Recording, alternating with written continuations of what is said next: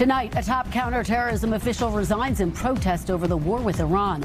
The fallout as President Trump hits back. Sounding the alarm, the high-ranking official who says he can't support a war launched against a country he says posed no imminent threat.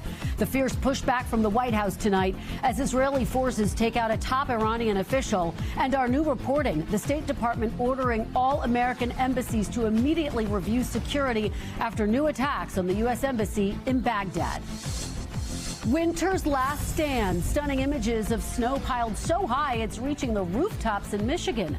Drivers stranded in the snow. Some passengers forced to sleep on cots in airport terminals. And the major airport now closing multiple security checkpoints. New body cam video showing a deadly standoff between Dallas police and a member of Congresswoman Jasmine Crockett's security detail. What we're learning about how he got hired. A nation on the brink. Our team, the first cameras inside a Cuban hospital in a decade as doctors race to save patients amid blackouts and gas shortages. Crashing down to Earth, the moment a rare meteor streaks across the sky above Cleveland, and the huge bang that shook the city. Wild moments, a police officer jumping onto the hood of a car going after a suspect. How the dramatic chase ended. The woman at the center of the Coldplay kiss cam controversy speaking out. How she says the viral moment changed her life. Plus, the death threats one war reporter is getting from online gamblers looking for a big payout. We'll explain. Top story starts right now.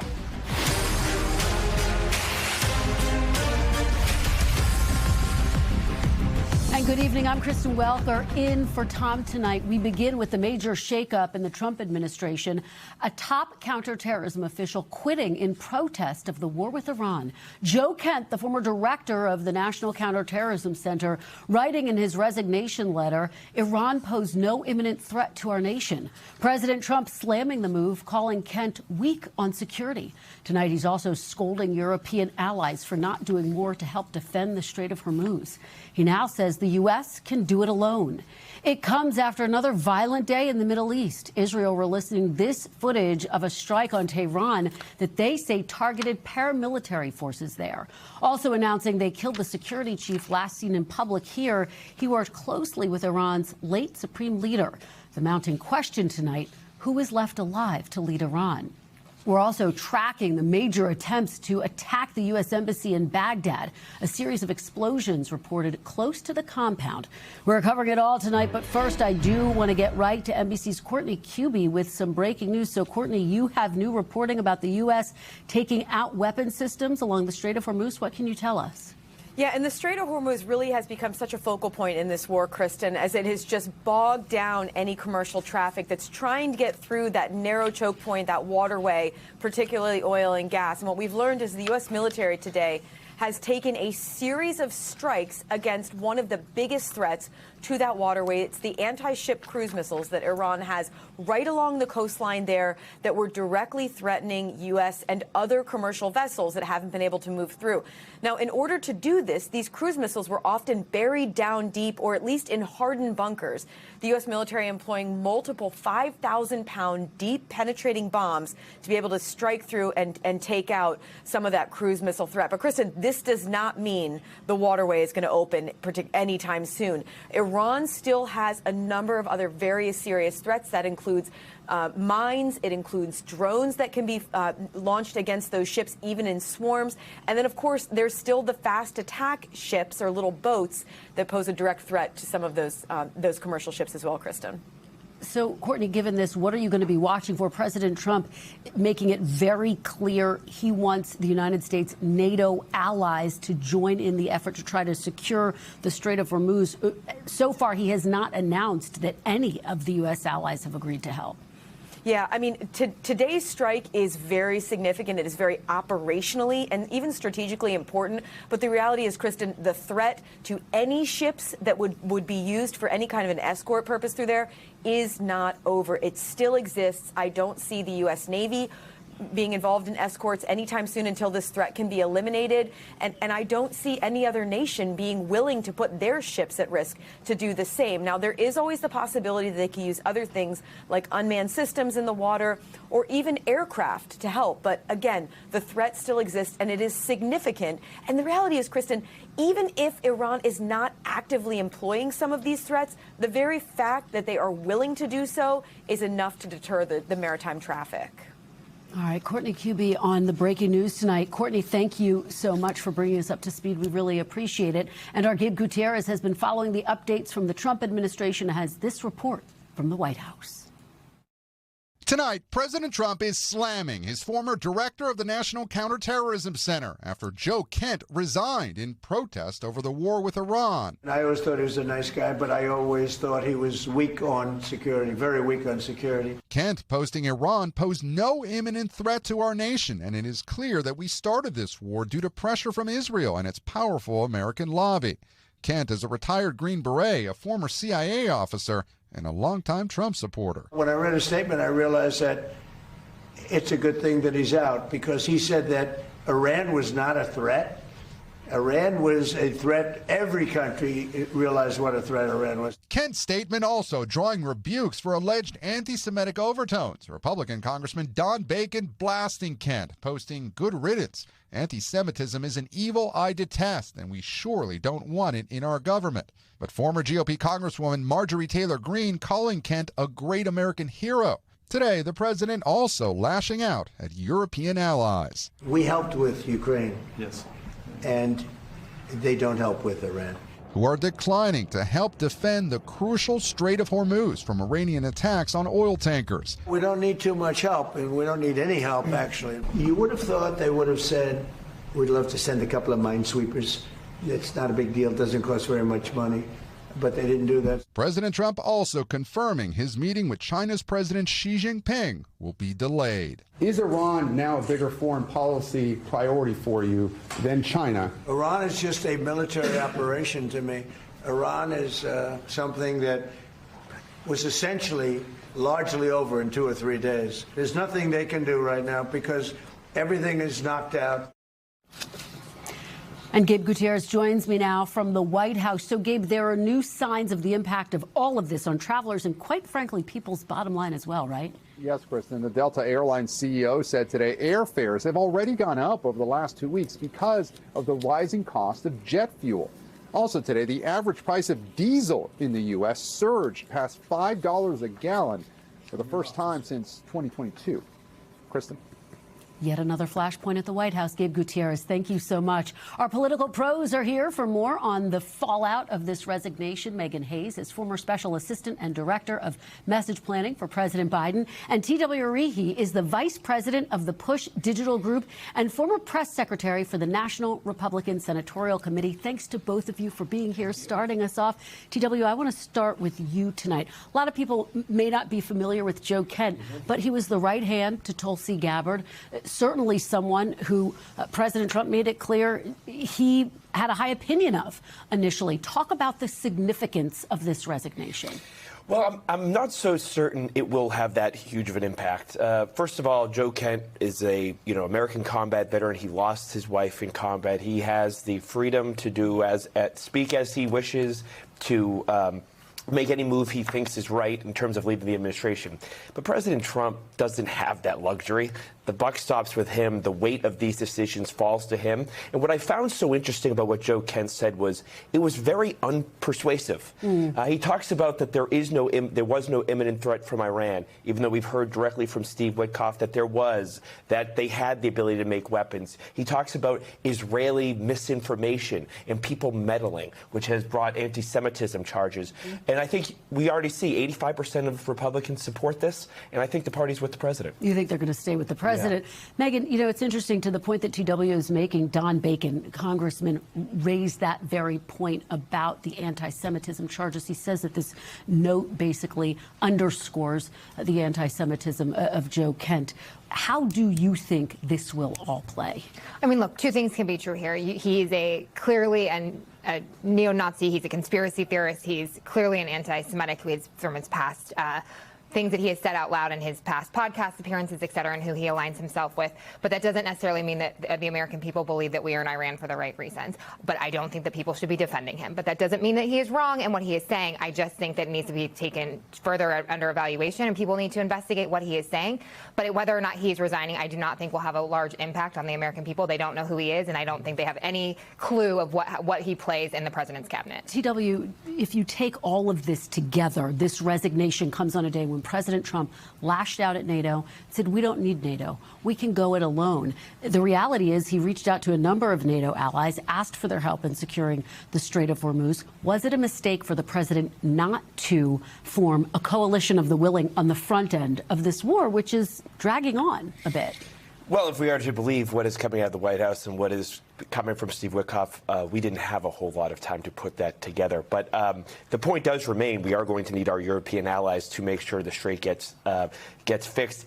We need it. The world needs it, and we're seeing the effects of that. And I do think that eventually we will come to an agreement here on how to protect that. But I think the bigger problem is, and we were just talking about Joe Kent, forever, the party, and Joe Kent as well, has long supported making sure that Iran can't have nuclear weapons, that we degrade their weapons capabilities, that we make sure they can't fund projects. We have achieved that in a great amount here. And yes, the strait remains a problem, but that will come around. Megan, to that point, how should Democrats, how would you advise them to talk about this right now? Because there is bipartisan agreement that Iran posed a threat, not just to the United States, but to the global order. Do Democrats run a risk of going too far against this war? Look, I think you can talk about the war and the sense of affordability and what's doing to gas prices and what it will do to jet fuel, and people won't be able to afford basic, that's going to have an impact on the economy overall. But I do think that we need to be careful here. We do have American lives at risk, and we are putting our soldiers in harm's way. But I also think that Democrats need to be really cautious. We do need our allies. Everybody knows we need our allies, and it is a mistake that we did not go for them. But Democrats should stick to an affordability message and how this is creating an affordability crisis, even more so than we already in. Well, TW, how concerned are Republicans about gas prices? They surged yet again overnight. The president says they're going to come down when the war is over. He says he's not worried about it. Should the administration be? Prices are always going to be a massive problem. It's always the economy stupid will be. And if this isn't rectified in short order, we will see bad ramifications come November. I don't think it will be. I do think President Trump has accomplished a great deal in just 3 weeks in Iran. It looks like there's not a whole lot more to accomplish in terms of actual military targets. So I do expect gas prices to come down. But when people go to the pump, they will be angry when they see the prices go up and Iran is still dragging on. Yeah, we will watch it all very closely. TW and Megan, thank you so much. Really appreciate you both being here. Now to those strikes that killed a top Iranian security chief responsible for recent brutal crackdowns on Iranian protesters. Here's Richard Engel. Ali Larijani was last seen in public on Friday during a government rally in Tehran. Proof to Iranians that their government was still functioning and unafraid. Today, Israel killed him. Prime Minister Netanyahu announcing it, saying, "We are undermining the regime with the hope of giving the Iranian people a chance to remove it." Larijani was a hardliner with a $10 million U.S. bounty on his head. He was close to Iran's supreme leader, and he oversaw much of January's crackdown, when state enforcers known as the Basij killed thousands of Iranian protesters. The top Basij commander was also assassinated. It's an evil group. I mean, they've killed much more than 32,000 people. And the man who was responsible for that was also killed yesterday. But Iran is still fighting back, including firing cluster bombs at Israel. This train station was hit by a cluster bomb. You can see where the little bomblet penetrated the roof right there and caused a lot of damage down onto the staircase. These cluster bombs are not very large. It didn't destroy the station. It didn't even cause any casualties. But it has a psychological effect because they're very hard to stop. So for a moment, as the weapons are dropping, it feels like the sky is raining hand grenades. More Iranian bombs rained down on Baghdad. The U.S. Embassy compound took a hit. There were no serious injuries or damage.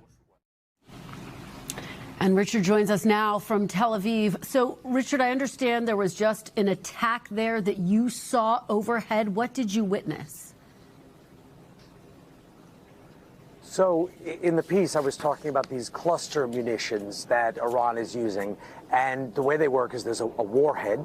It opens up and it drops these little bomblets. And what you're showing right now is exactly what we saw and captured with our camera just a short while ago. Each one of those little dots is a bomblet, is a grenade. I talked about how it feels in this city when this happens, that grenades are falling from the sky. And just a short while ago, we saw that from right where I'm standing right now as a cluster bomb was dropped on Tel Aviv. Yeah, just a terrifying image. Richard, please stay safe. Thank you so much for joining us. We appreciate it. We do want to turn now to our other major story, that crippling severe weather. Homes across the Midwest still trapped under feet of snow, and the new air travel chaos. Passengers forced to sleep on cots in one airport. Here's Maggie Vespa. Tonight, stunning new video shows this Michigan neighborhood completely submerged under mountains of snow, here reaching as high as roofs. Now, sub-zero wind chills, freezing piles twice as tall as parked cars. This family's front door, impassable. In Wisconsin, car after car stranded along this Green Bay highway. Entire cities buried. Storms raging out east, too, with more than a dozen semis and cars wrecked in upstate New York and severe winds toppling massive trees in Massachusetts and Maryland. This week's wild weather exacerbating America's travel mess. Strong winds grounding flights at Houston's Bush International Airport. Stranded passengers sleeping on cots. United Airlines sending hundreds to hotels and transforming Terminal C into sleeping quarters. Atlanta's airport seeing long lines as TSA callouts mount amid the government shutdown. At Philadelphia International, TSA closing additional security checkpoints starting tomorrow due to staffing woes. Today, more than 1,000 flights canceled nationwide. Mother Nature's wrath also felt out west, with triple-digit temps roasting Arizona, Nevada, and California, and windy, dry conditions fueling historic wildfires in Nebraska, leaving one person dead and more than 700,000 acres burned.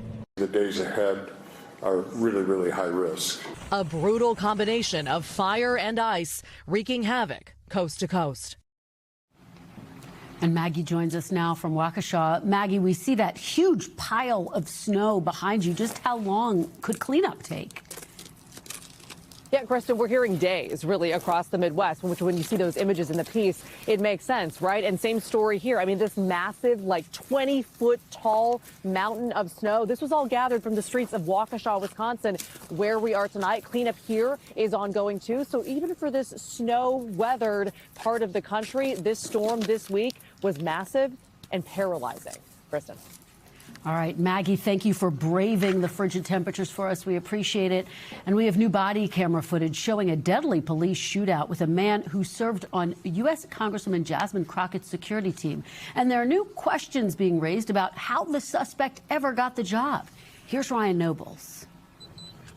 Tonight, new police footage of the lead up to the death of a man who once served as a member of Congresswoman Jasmine Crockett's security detail. Hey, stop the car! Stop the car! Move your car, move your car! 39-year-old Diamond Robinson was shot and killed after appearing to point a gun at police during a standoff. That video shows police chasing after the car he was driving, which had been flagged for having stolen plates. He's going through a red light. They followed him into a garage where he refused to get out of his car. Officers offered him opportunities to speak with family members to resolve the situation peacefully.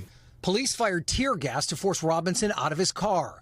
When he emerged, he put his hands to his waist, and police say eventually pointed a gun. Police freezing the video and circling what appears to be a weapon. That is when officers opened fire. Hey, Reese!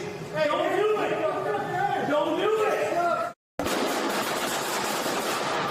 Robinson was killed by the gunfire. Police say Robinson, who was known as Mike King to Congresswoman Crockett and her staff, had multiple aliases and accused him of wearing police-style uniforms to falsely represent himself as a federal agent. Congresswoman Crockett, who recently lost a primary for U.S. Senate in Texas, said that Robinson's past, quote, doesn't fit the person we came to know as Mike King. Congressman Crockett wants to know how Robinson got through the vetting process to make it on her security detail, calling the situation incredibly alarming. Kristen? Ryan Nobles, thank you. Now to Cuba we go, and a rare look inside a hospital there.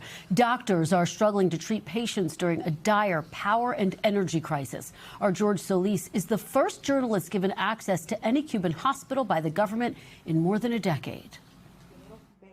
Yonerquis Polo Garcia is fighting for her life at this hospital in Havana. The mother of 2 young boys has leukemia. Administering what in most places would be routine cancer treatments is almost impossible here. Garcia lives about 20 miles away from the hospital, too far to walk. She tells me without fuel or affordable transportation, life has only gotten harder. We are fighting every day, she says. My biggest fear is going to bed and not waking up next morning. This is a supply room where all of the medicine is stored, but power can go up for up to 8 hours at a time, which is enough to make the refrigerated medication spoil. They've had to come up with other ways to keep it cold. You try to save it. Of course. Doctors here say across the country, people are dying because of the fuel crisis. So far, they tell me this hospital has been lucky.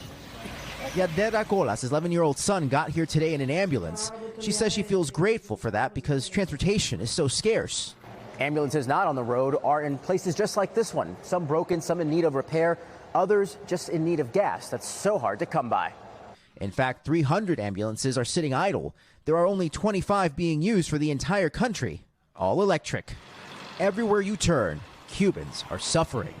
The streets have been dark and homes dangerously hot. Garbage is piling up on every street corner. Carlos Montes de Osa says he tries to stay calm, but it's overwhelming. The stress gets to you. You could have a heart attack, he says. Families huddle around in the dark. It makes you want to cry, Isabel Garcia tells me. They feel devastated. And George Solis joins me live from Havana. So, George, when could the power come back on? The question on everyone's mind. Yeah, Kristen, government officials saying the power is actually back on, but the powers here persist beyond the power grid. Not every Cuban has access to medical care. And at that hospital we visited today, staff there telling me sometimes they choose not to eat to make sure their patients get meals. Just some of the adjustments they've had to make. One doctor telling me he actually had to walk from his home in central Havana about 3 miles to make it to work today. Just a sign of that fuel crisis that's worsening here. Kristen? Well, thank you for that extraordinary look inside Cuba. George Solis, thank you. And we are back in just a moment with the meteoric mystery. A loud boom leaving communities around Cleveland shaken up and confused. What caused it? Plus, a journalist facing death threats after reporting a missile strike. Why online gamblers could be to blame. A new video just into us tonight from a deadly fire at an oil refinery in Mexico. We'll show you that scene ahead on Top Story.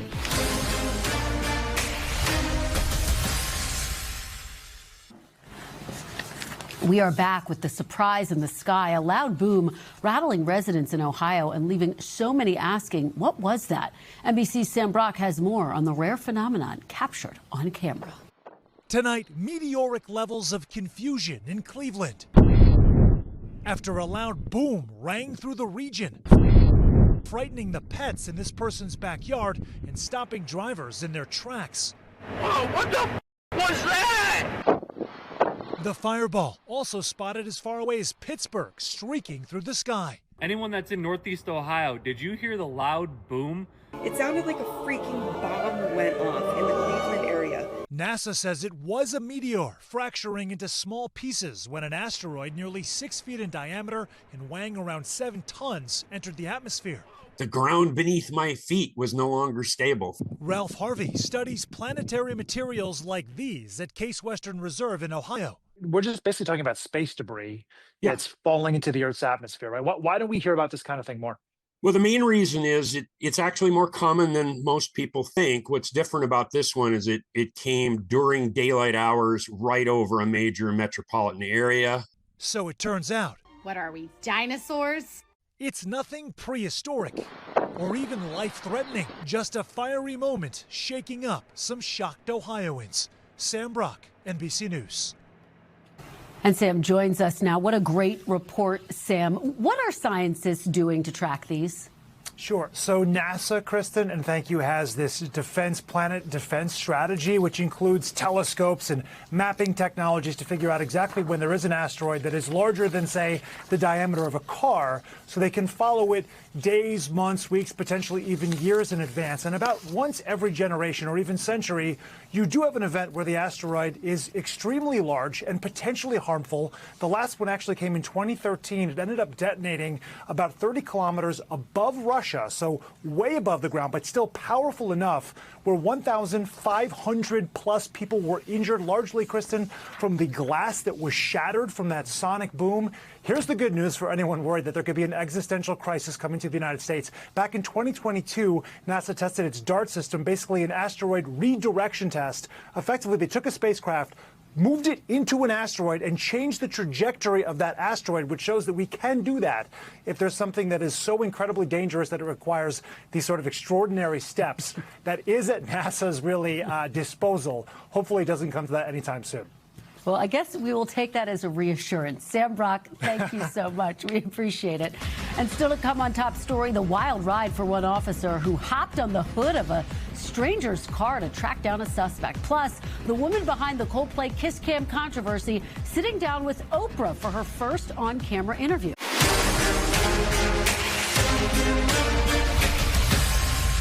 We are back now and keeping an eye on the critical primary election underway in Illinois. Voters heading to the polls today for several highly competitive congressional races. Campaigns underscoring the deep divisions within a Democratic Party that's usually dominant in the state. All eyes on the race to replace longtime Senator Dick Durbin, who is retiring at the end of his term. NBC Shaquille Brewster joins us now from Raja Krishnamurthy's headquarters in Chicago. So, Shaq, thanks so much for being here. He is one of three candidates in the Democratic Senate primary up against Representative Robin Kelly and the state's Lieutenant Governor Juliana Stratton. You've spoken to all three of the candidates. What's their pitch to voters? Well, really, you hear them trying to make the case that they're the toughest fighter against President Trump and specifically his policies. So you hear that on a couple different tracks. One, they talk about affordability, those kitchen table issues, things like health care, cost of groceries, the cost of gasoline. But then you also hear them making that very clear immigration push, saying that they're the strongest to take on President Trump, to stop ICE, in their words. I want you to listen to a little bit of my conversations with these candidates when I asked them specifically about their fight against Trump's immigration policies. What he has spent around ICE, what he has spent around the National Guard coming into our cities. So I guess it just further proves his incompetence and the people around him. I want to abolish ICE because I don't believe that this agency can be reformed. And of course, we need security at the border. That should happen at the border. CBP and ICE terrorizing our neighborhoods in Chicago. That's why I'm not going to send another nickel to CBP and ICE right now. And look, this is going to be a test that's going to be watched from other campaigns, other consultants in other states around this country. You hear subtle differences with how these candidates talk about the agency, whether or not they want to dismantle it or dismantle Trump's ICE. You have different phrases that are being used, and this is something that's going to be watched closely with future elections and what Democratic voters want to hear from their candidates when they're sending them to Washington, Kristen. Well, Shaq, fantastic interviews with the candidates. I know you've been talking to voters throughout the day as well. What are they telling you is their top issue? What's driving them to the polls? Yeah, no, great question. I think I'll preface it by saying, remember, these are Democratic voters that I was talking to. This is a Democratic primary. The people who win, especially in the congressional race, especially when you look at the Senate, they're going to be heavily favored when you get to November in that fight against Republicans. So when talking to voters, many of them saying, I don't want a moderate candidate here. I want someone who's going to push back against Trump, who's going to be effective in Washington, D.C. I had one gentleman who told me essentially that if a candidate was even funded by a Trump donor, that was an automatic no for them. Another candidate, or excuse me, another voter telling me that if they weren't strong enough on the issues when fighting Trump, that was an automatic no. And by the way, those two people voted for different candidates at the end of the day. So you get a sense that's why you're hearing that tone from candidates when you're talking with them. When I was having those conversations with them, they know their voters want to hear a tough and aggressive stance against what they're seeing in Washington, D.C. Yeah, the voters always have the final say. And Shaq, we saw record ad spending in that Texas primary a few weeks back. A lot of money pouring into this primary in Illinois as well. I think it's a trend that we have been seeing that is only going to continue. When James Tellerico, when he won his campaign against Jasmine Crockett in Texas, he spent about $19 million on the television airwaves.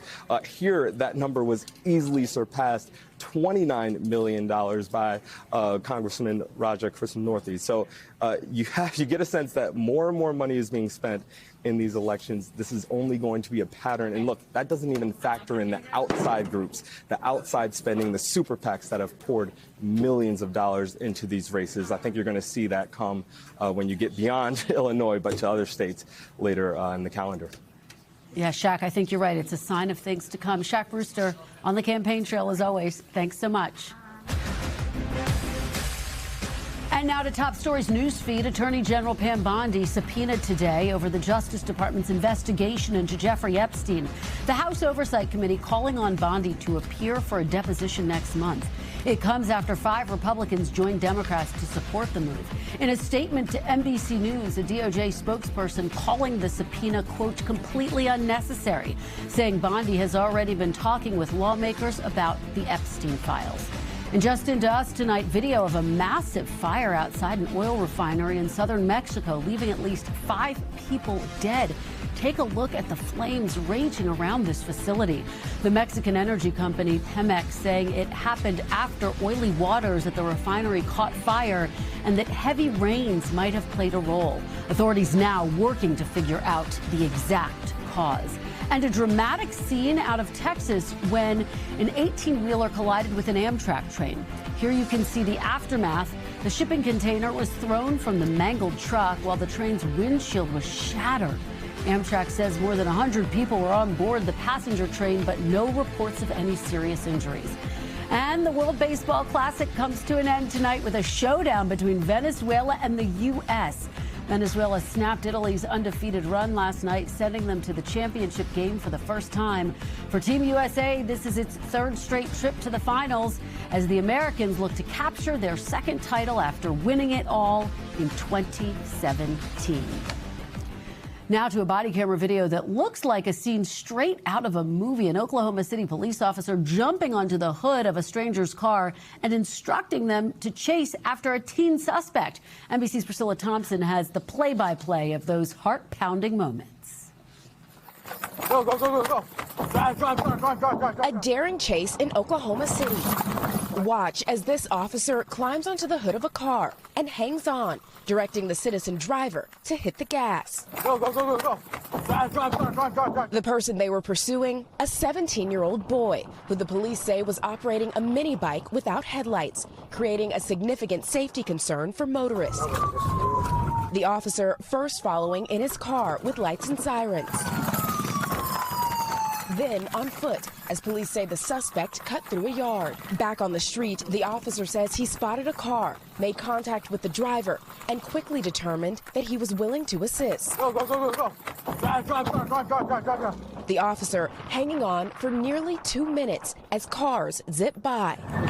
Straight. The benefit of apprehension must outweigh the risk of apprehension. Carmen Best is a former Seattle police chief. Well, a whole host of things could have gone wrong. The officer could have fallen off of the car and been injured. A bystander could have been injured because we have a distracted driver who certainly isn't trained to drive a car with the person on top of it. The hot pursuit ending with an arrest and no reported injuries. Stop resisting! I'm not resisting! Yes, you are! Stop resisting! I'm not resisting! Can I at least call my mom? You're not calling nobody. You ran for the police. I didn't see you. The officer says he maintained due regard for the safety of the public, the assisting citizen, and the violator while attempting to bring the situation to a safe resolution. Heard on body cam, praising the driver for his actions. What a great outstanding citizen. He gave me a ride. The Oklahoma City Police Department has not responded to our request for comment. I think it's hard to argue that that was good judgment and good discernment. This isn't Hollywood television. This is real life, real people. The teen is now charged with attempting to elude police and a slew of traffic violations. That way. After a wild ride. And Priscilla Thompson joins us live now. Priscilla, what video that is unbelievable. It's getting a lot of attention online. Just what are people saying about it? Yeah, Kristen, not a lot of sympathy for that teen online. I will tell you that. A lot of people praising the driver for jumping into action and also praising the officer for his quick response. But you also have some people saying that that officer may have watched one too many action flicks with that move. And I will tell you that former police chief that you heard from there, Carmen Best, really emphasized the risk to the officer that this driver whose car he'd hopped on could have been someone looking to do an officer harm or deciding to do an officer harm, and so certainly this could have turned out far worse, but thankfully no injuries here. Kristen? Yeah, heart-stopping moments indeed. Priscilla Thompson, thank you so much. We really appreciate it. We do want to turn back now to our coverage of the war with Iran and this new wave of bets on sites like Polymarket and Kalshi. Bettors putting millions of dollars at stake on everything from regime change to ceasefires to oil prices and missile strikes. It's even starting to impact journalists covering the war. Take a look at this headline. Emmanuel Fabian, a reporter for the Times of Israel, writing, quote, "Gamblers trying to win a bet on Polymarket are vowing to kill me if I don't rewrite an Iran missile story." He says it was this blog post that caused the uproar. In it, he notes that an Iranian missile hit Israel on March 10th. He also posted this dash camera video shared by a witness appearing to show the strike in question. NBC News cannot independently verify this video. Now, after the story was posted, he says he got a series of messages asking him to change the article, some even threatening his life.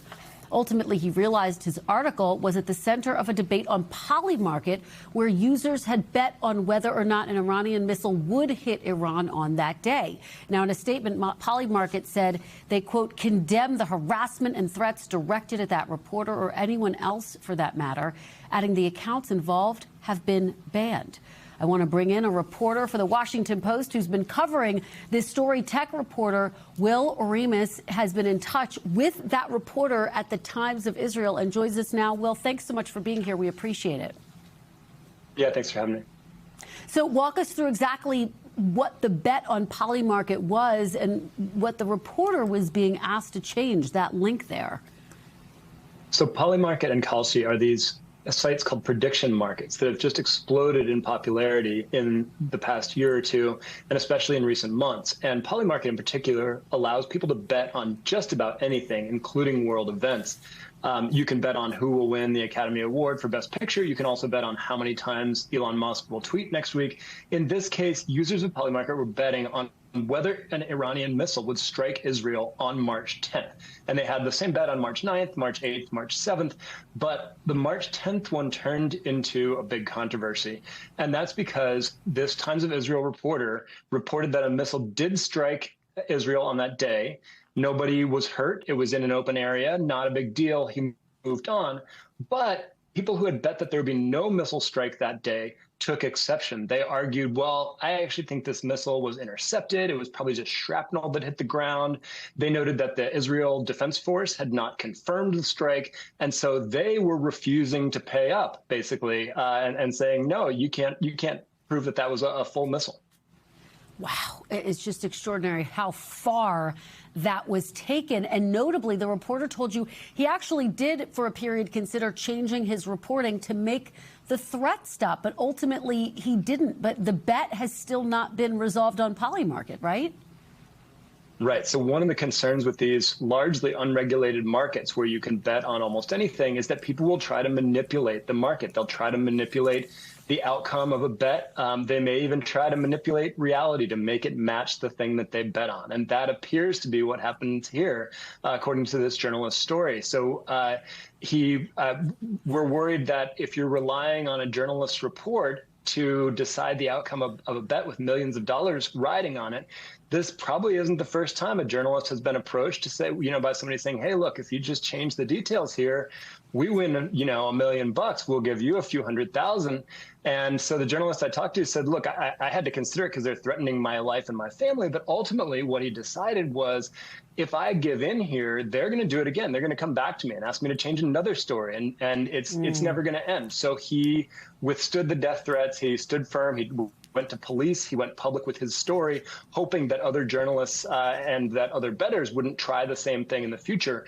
But there is that concern out there. I mean, what if there are incidents we don't know about where reporters have changed the news in order to resolve the outcome of a bet like this?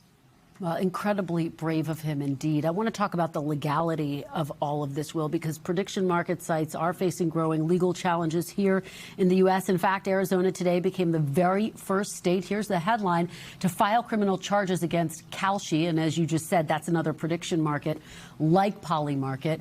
Kalshi, in response, has called Arizona's argument, quote, thin, saying, sadly, a state can file criminal charges on paper. States like Arizona want to individually regulate a nationwide financial exchange and are trying every trick in the book to do it. What can you tell us about this legal battle?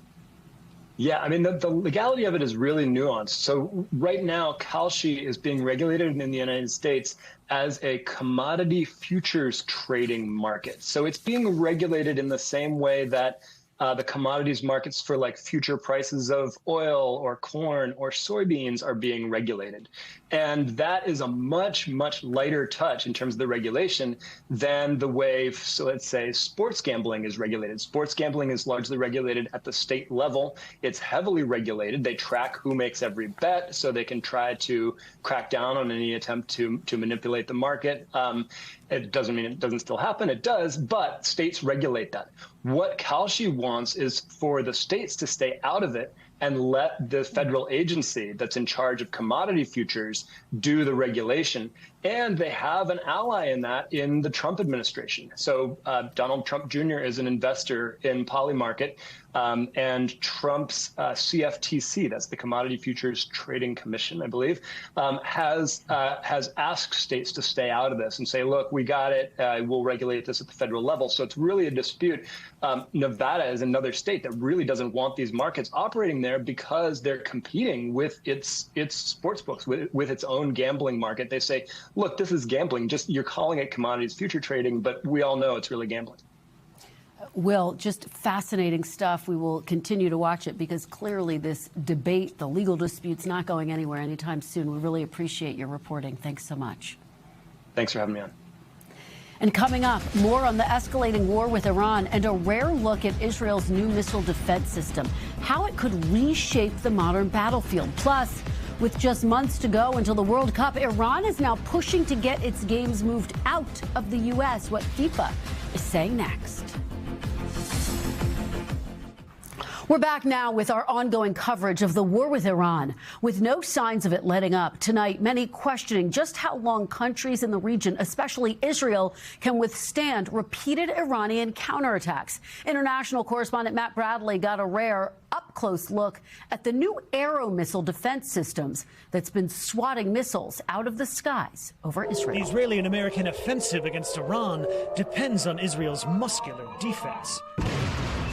And we got a rare up-close look at its flagship weapon. Now, Israel's Iron Dome often takes a lot of the credit, but this, the Arrow system, is the tip of the spear of Israel's missile defense. It swats down the high-altitude projectiles, like the ones fired from Iran.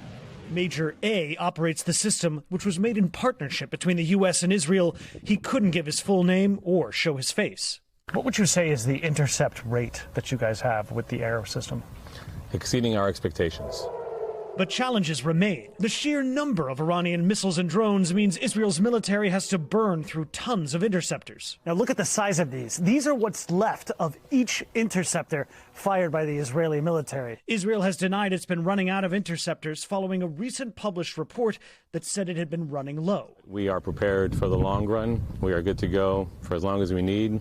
And hopefully this will be over sooner rather than later. But Israel has an innovative solution.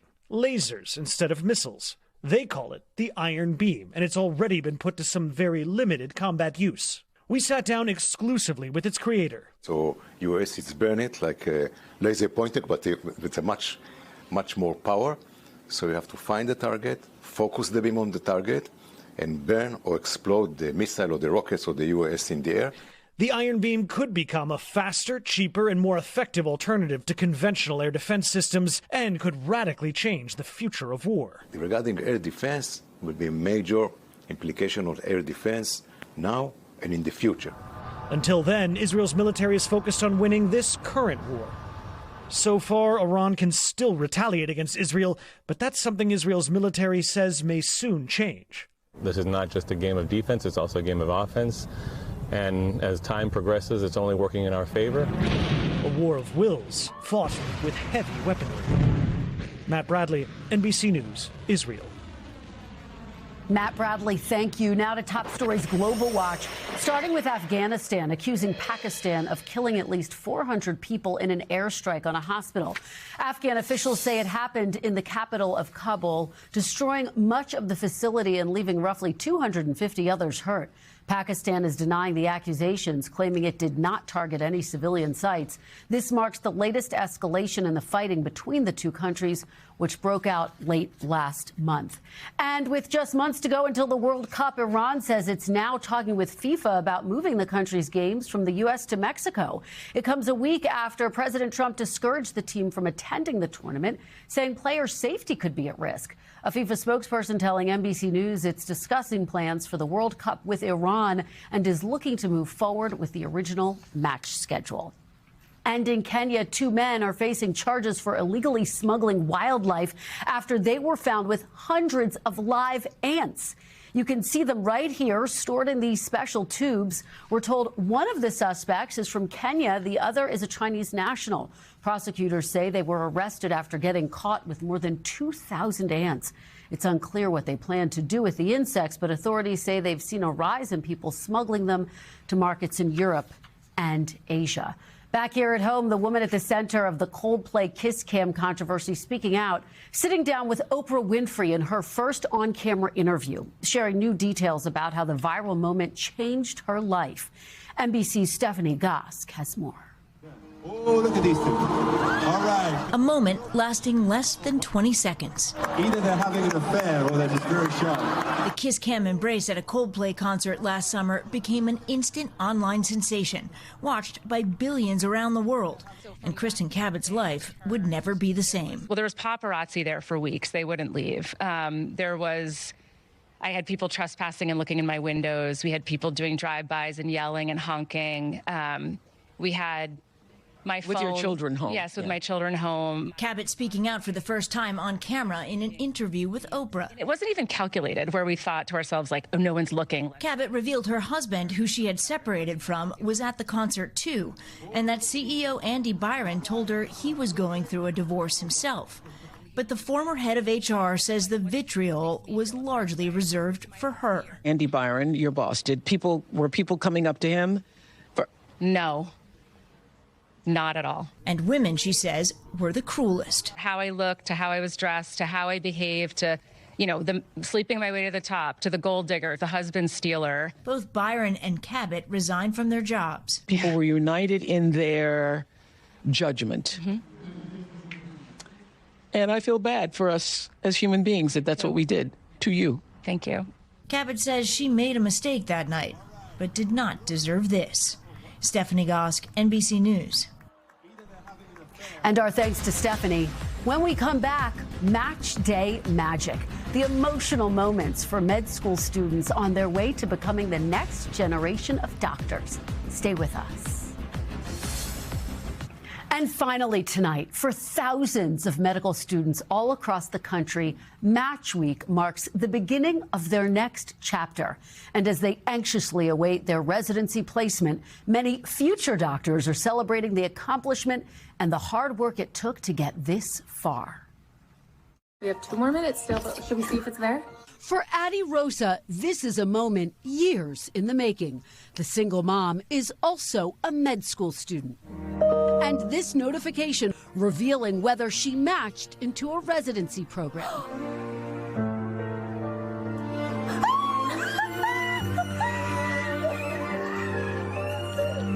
Mommy's gonna be a doctor! You're gonna be on my list. Oh, I'm so happy. I started second semester when she was 4 weeks old. And it was definitely the hardest year of my life. It's just incredible how much my community has shown up for me and made it possible. I got the eagle. Congratulations. Addie is one of thousands of med school students across the country finding out if they matched. Can you see it? Can you see it? Oh my God. Oh my God! Then on Friday, they'll find out where. I'm gonna be a doctor! I matched! I'm gonna be a general surgeon! The next generation of doctors answering the call. I hope that people look at stories like mine and other stories of mothers in medicine and know that it's hard, but it's absolutely possible. Mommy's gonna be a doctor!